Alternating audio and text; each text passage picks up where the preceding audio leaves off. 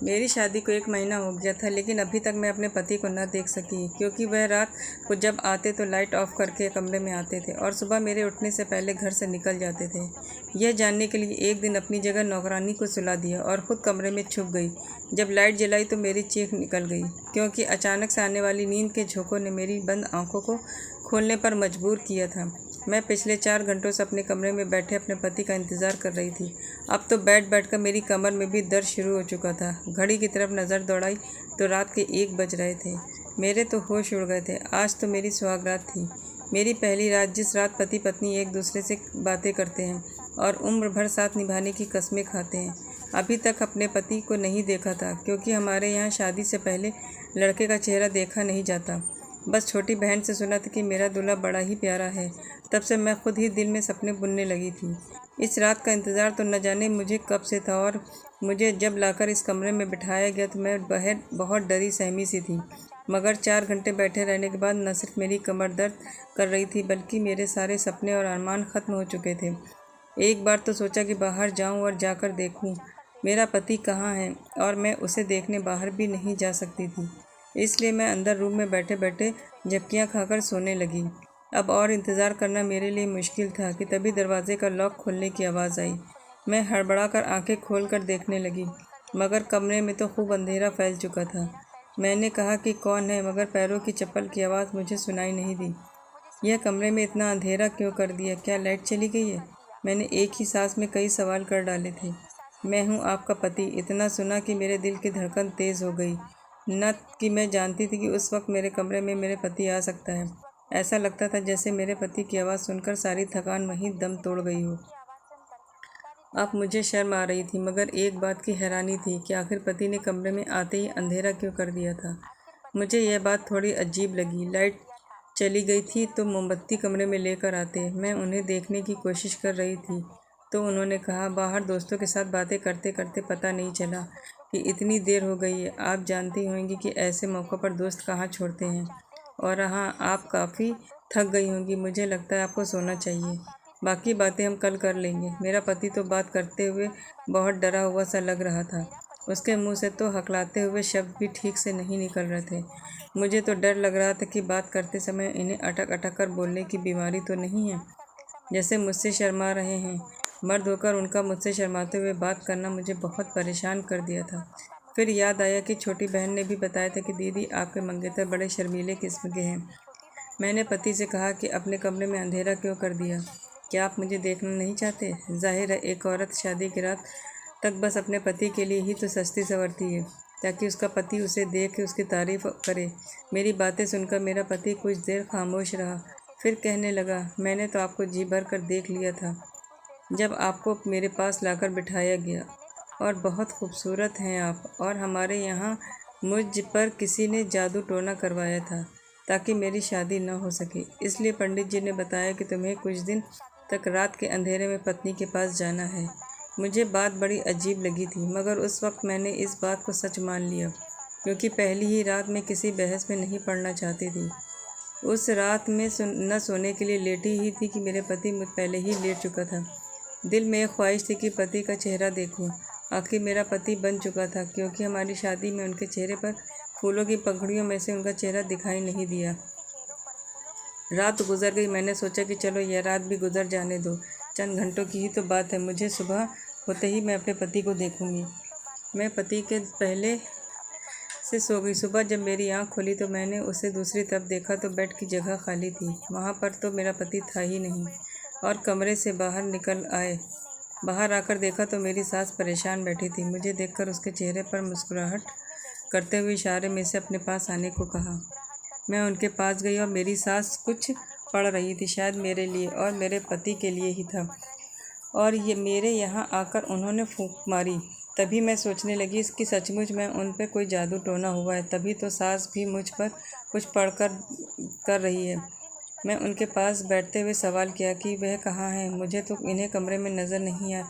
तो सास दूसरी तरफ देखते हुए कहने लगी, वह काम पर चला जा चुका है।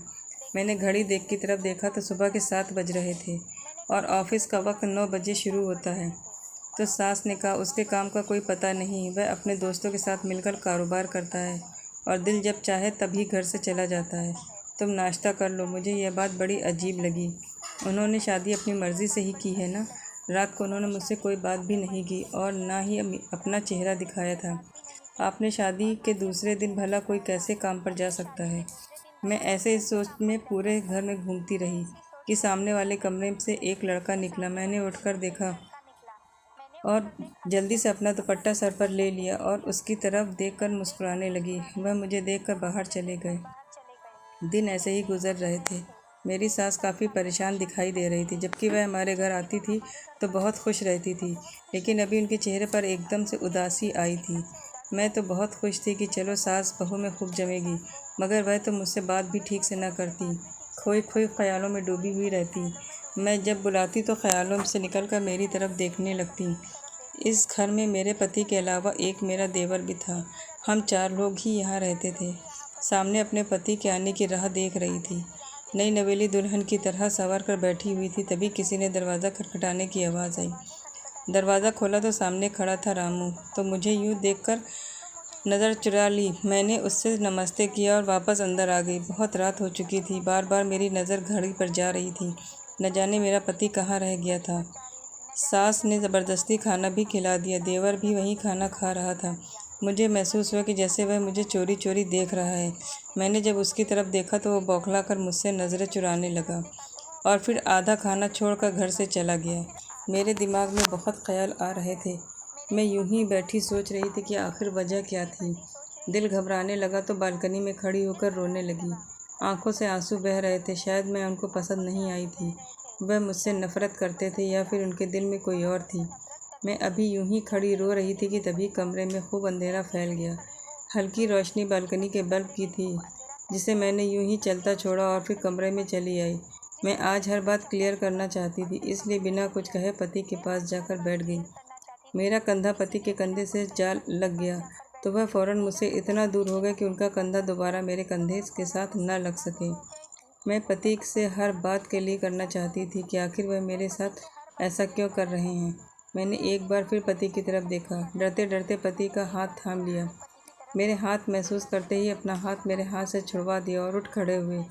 दूसरी तरफ मुंह मोड़ कर कहने लगे, जो भी बात करनी है जल्दी करें, मैं बहुत थका हुआ हूँ, मुझे नींद आ रही है। पति की बातें मेरी आंखों में आंसू ले आई थी। मैं बोली कि क्या आप किसी और को पसंद करते हैं? अगर ऐसी बात थी तो आपने मुझसे शादी क्यों की? तो वह बोलने लगे, मैं किसी और को पसंद नहीं करता, बस मेरी एक मजबूरी है। न ही मैं आपको अपना चेहरा दिखा सकता हूँ, ना ही मेरे पास वक्त है जो आपके पास बैठकर मोहब्बत भरी बातें करूँ। मुझे भी गुस्सा आ रहा था। आखिर कौन सी मजबूरी थी कि मेरा पति मुझसे भाग रहा था और मैं उसके पास आने की कोशिश करती रही।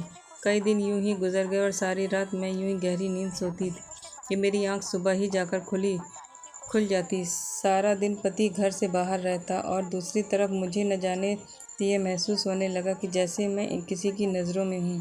लेकिन जब मैं इधर उधर देखती तो कोई नज़र नहीं आता था। शाम की चाय बनाकर अपनी सास के कमरे में जाने लगी तो उनकी आवाज़ सुनकर वहीं रुक गई। वह शायद किसी से फ़ोन पर बात कर रही थी कि बार बार एक ही शब्द दोहरा रही थी। पता नहीं कौन था, लेकिन मेरी सास उनकी विनती कर रही थी। न जाने कौन मेरी सास को ब्लैकमेल कर रहा था। जब मैंने उनका दरवाज़ा खटखटाया और कमरे में दाखिल हुई तो फ़ोन बंद करके अपने आंसू पोंछने लगी। मैंने उनके रोने की वजह पूछी तो कहने लगी, उनका भाई है, उनसे नाराज़ है, कई साल हो गए, उनसे सीधे मुंह बात ही नहीं कर रहा, ना ही कभी उनसे मिलने आता है। मैं उनकी फ़ोन पर रो रो कर विनती करती हैं। मेरा दिल अपनी सास की बात सुनकर उदास हुआ था, मगर उसके बाद जो सच्चाई मेरे सामने आई मैं दंग रह गई थी। 10 दिन बाद ही मेरी सास की बहन उनसे मिलने आ गई। मुझसे भी बड़े प्यार से मिली, खाना भी हमारे साथ खाया करती थी। लेकिन मेरा देवर तो खाना खाते ही अपने कमरे में चला गया और देवर की यह तेवरों से देखे तो वह मेरी सास कहने लगी, तुमने रामू का रिश्ता बचपन में ही मेरी बेटी से तय किया था। अब तुम मुझे बताओ कि तुम उसे बहू बनाकर कब लाओगे। मेरी सास अपनी बहन को टाल मटोल कर रही थी। मुझे यह महसूस हुआ कि जैसे वह रामू की शादी अपनी बहन की बेटी से करना ही नहीं चाहती। अगले दिन मेरी सास सो ही रही थी कि मौसी जाग गई। मैं किचन में मेरे लिए नाश्ता बना रही थी, तभी मौसी भी वहाँ आ गई। मुझसे कहने लगी, मैं उनके लिए भी नाश्ता बना दूँ। मैंने उनके लिए भी नाश्ता बनाया और हम एक साथ नाश्ता करने लगे। मौसी मुझसे कहने लगी, श्याम ने नहीं आ रहा क्या, अब तक सोया पड़ा है? कल से मैं आई हूँ, मुझसे मिलने भी नहीं आया। मैंने कहा वह सुबह सवेरे ही काम पर चले जाते हैं। कहने लगी चलो सुबह चला जाता है तो रात को तो वापस आता होगा। मैंने कहा वह बहुत देर से आते हैं। मेरी बात पर मौसी खामोश हो गई। फिर अपनी चाय पीने लगी। मुझे एकदम से अपनी सास का भाई का ख्याल आया तो मैंने भी जिक्र कर दिया।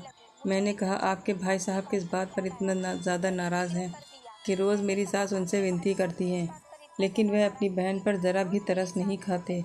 मेरी बात सुनकर मौसी हैरत में पड़ गई। कहने लगी कौन सा भाई?